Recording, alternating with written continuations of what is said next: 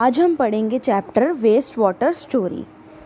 Clean water is one of the basic necessities of life. अब हम सबको पता है वाटर हमारे लिए कितना एसेंशियल है। हमारी डेली यूज़ में वही काम आता है। हमारे जो भी डेली के काम होते हैं हम सब पानी से ही करते हैं। Even cooking, washing, drinking, bathing, सब कुछ हमें सबके लिए हमें पानी चाहिए होता है। और क्लीन वाटर हमारी सबसे ज़रूरत चीज़ है हमारी लाइफ की, क्योंकि हमें जो पानी पीना होता है या जो हम पानी कुकिंग में यूज़ करते हैं वो हमें क्लीन चाहिए होता है। We use clean water every day for drinking, cooking, food, bathing, washing clothes and utensils, flushing toilets, growing crops and even for industrial use।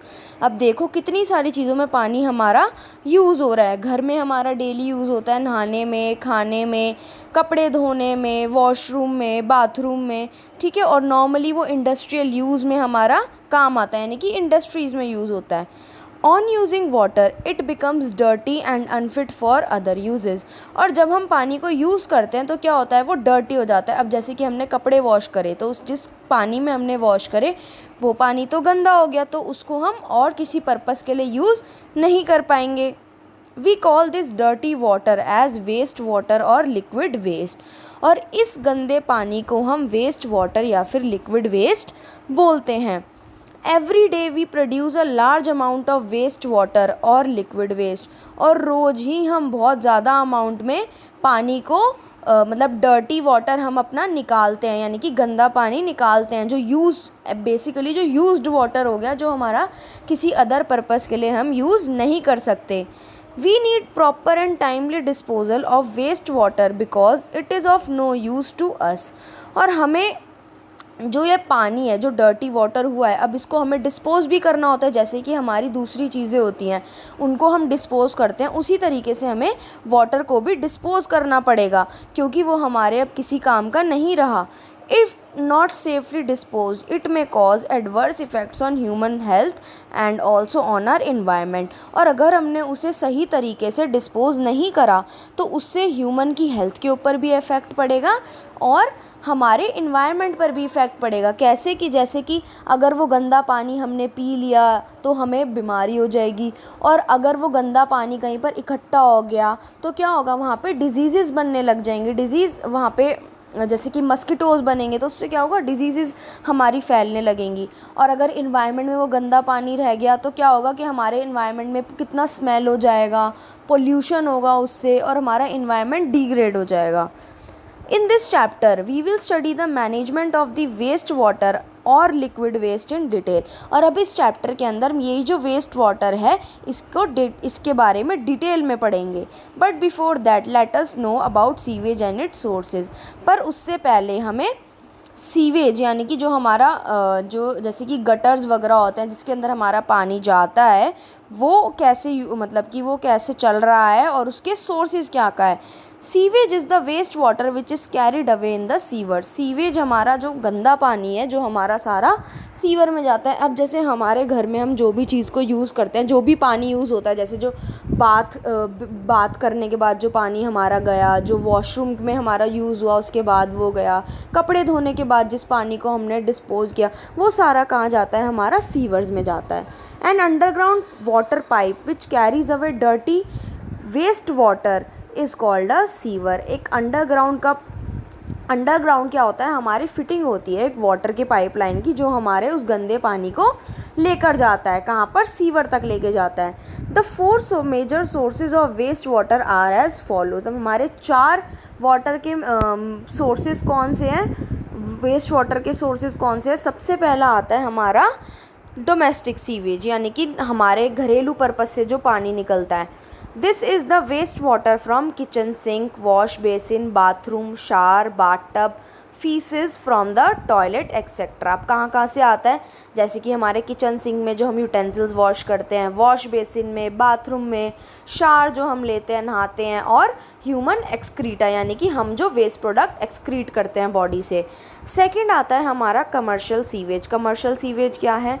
This is the waste water produced and released by the shops, offices, schools, hospitals and big establishment. अब commercial sewage में हमारा वो वाला गंदा पानी होता है जो हमारा शॉप से निकल जाए, दुकानों से निकलता है, ऑफिसेज से निकलता है, स्कूल से निकलता है, हॉस्पिटल से निकलता है और बड़ी बड़ी एस्टैब्लिशमेंट यानी कि बड़ी बड़ी फैक्ट्रीज से, बड़ी बड़ी कंपनीज से जो निकलता है। नेक्स्ट आता है हमारा industrial sewage. This is the waste water release by the industries. अब ये वो वाला पानी होता है जो इंडस्ट्रीज़ में होता है। इंडस्ट्रीज़ में यूजुअली हमारा केमिकल्स वगैरह यूज़ होते हैं, तो वो वाला पानी ज़्यादातर हमारा केमिकली ट्रीटेड होता है। इंडस्ट्रियल वेस्ट वाटर में कंटेन पॉइजनस केमिकल्स। देखा तो ये क्या कह रहा है कि हमारे जो इंडस्ट्रियल का पानी होता है वो केमिकल्स होते हैं उसके अंदर, तो उसको तो हम डायरेक्टली कभी भी ना नदी में या उसमें ऐसे डाल सकते हैं, उसको बिना ट्रीट करें हम यूज़ कभी कर ही नहीं पाएंगे। नेक्स्ट आता है हमारा rain water. As rainwater flows on the ground, it may pick up various contaminants including soil particles, organic compounds, heavy metals, animal waste, oil and grease. अब हम सबको पता है कि जो हमारा बारिश का पानी होता है जब वो ग्राउंड में जाता है तो क्या होगा कि वो अपने साथ साथ मिट्टी को भी लेके जाएगा और भी उसके अलावा जो भी गंदी चीज़ें होती है उसको भी बहा के वो ले जाएगा, तो वो भी हमारा क्या हो गया, एक वेस्ट वाटर हो गया।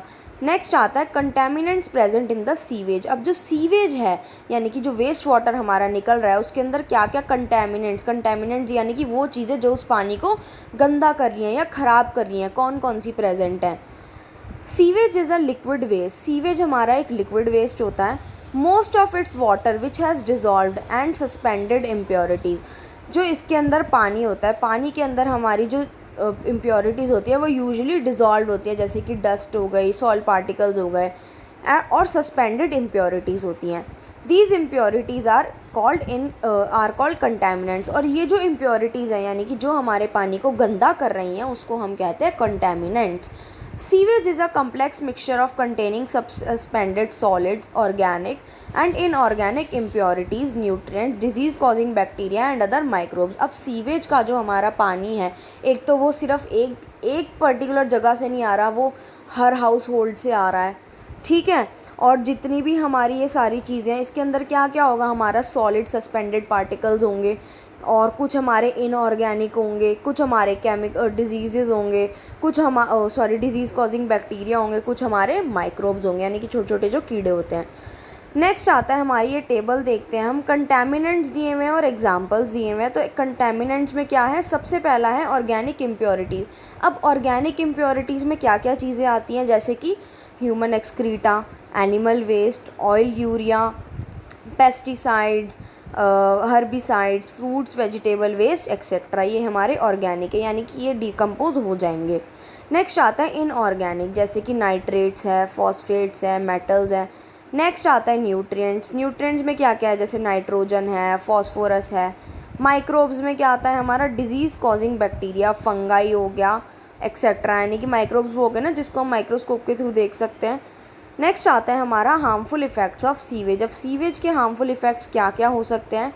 We now know that the sewage contains a large amount of harmful substances and disease causing microorganism. अब हम सबको पता है कि सीवेज का जो पानी होता है उसके अंदर बहुत ज़्यादा हार्मफुल सब्सटेंसेस प्रेजेंट होते हैं और ऐसे ऑर्गेनिज्म प्रेजेंट होते हैं जो डिजीज़ कॉज करते हैं। एक्यूमुलेशन ऑफ सीवेज और untreated sewage causes the following harmful effect. और इन सारी चीज़ों का एक जगह पर इकट्ठा हो जाना, जैसे कि सीवेज का जो पानी है वो अगर कहीं पर इकट्ठा हो गया तो उससे क्या क्या होगा। तो सबसे पहले हम पढ़ते हैं स्प्रेडिंग ऑफ डिजीज़, यानी कि जो बीमारियाँ हैं वो फैलेंगी। In small villages and slums there may not be a proper drainage system to dispose of the waste water. अब जैसे कि गांव वगैरह होते हैं वहाँ पे नहीं है प्रॉपर सीवेज सिस्टम जहाँ पर हमारा गंदा पानी जाके डिस्पोज हो पाए। At some places open drains and pipes carrying the dirty water get choked by the plastic material और नॉन बायोडिग्रेडेबल मटीरियल। अब जैसे कुछ जगहों पर क्या होता है कि हमारी जो ड्रेन्स होती हैं, यूजुअली आप विलेजेस वगैरह में देखोगे कि जो ड्रेन्स है वो अनकवर्ड होती है और ऐसे वो साइड में से फ़्लो कर रही होती हैं, ठीक है। तो वो क्या हो गया, हमारी ओपन ड्रेन्स हो गई। दूसरा हो गया कि हमारा जो पानी है जो डर्टी वाटर को लेकर जा रहा है, अब डर्टी वाटर में तो बहुत सारी चीज़ें होती हैं, हमने पढ़ा ना, सॉलिड पार्टिकल्स भी होंगे, inorganic, organic, nutrients and all सब होंगे। तो हो सकता है कोई प्लास्टिक मटेरियल वहाँ पे स्टक हो जाए जिसकी वजह से वहाँ पर उसका जो फ्लो है वो रुक जाए, कोई नॉन बायोडिग्रेडेबल मटेरियल आ जाए। As a result dirty water overflows in the colonies. तो इससे क्या होगा, वो पानी वहाँ पर रुक गया, अब उसे जगह चाहिए, तो क्या होगा कि वो जिस एरिया में से फ़्लो कर रहा है वो वहाँ से ओवरफ्लो हो जाएगा। In both the cases waste water में collect in the lanes and backyards and stagnates. अब दोनों केसेस में क्या होगा, जो वो पानी होगा वो कहीं और जाके इकट्ठा होने लग जाएगा और वहीं पर ही स्टेगनेट हो जाएगा, यानी कि इकट्ठा होकर अब वो वहाँ पर बीमारियाँ पैदा करेगा। It emits foul odour. Foul odour यानी कि बहुत गंदी बदबू आएगी उसमें से। The stagnant sewage acts as a breeding ground for flies, mosquitoes and other insects. अब ये जो हमारा स्टेगनेंट सीवेज वाटर है, यानी कि नाले का जो ये पानी है हमारा, ये स्टेगनेंट हो गया, रुक गया, एक जगह आके इकट्ठा हो गया, तो यहाँ पर क्या होगा, अलग अलग तरीके की मस्किटोज, फ्लाइज आके इकट्ठी होंगी, जो हमारा सबसे मेन वो होते हैं, एक्ट करेंगे as spreading disease. All of these cause infectious diseases like diarrhea, cholera, jaundice and dysentery। अब ये जो सारी चीज़ें हैं ये क्या मिलके बनाएंगी, इन्फेक्शियस डिजीज़ कॉज करेंगी, मस्किटोज़ वगैरह इन्फेक्शियस डिजीज़ कॉज करेंगे, जैसे कि डायरिया, कॉलेरा, जॉन्डिस, डिसेंट्री।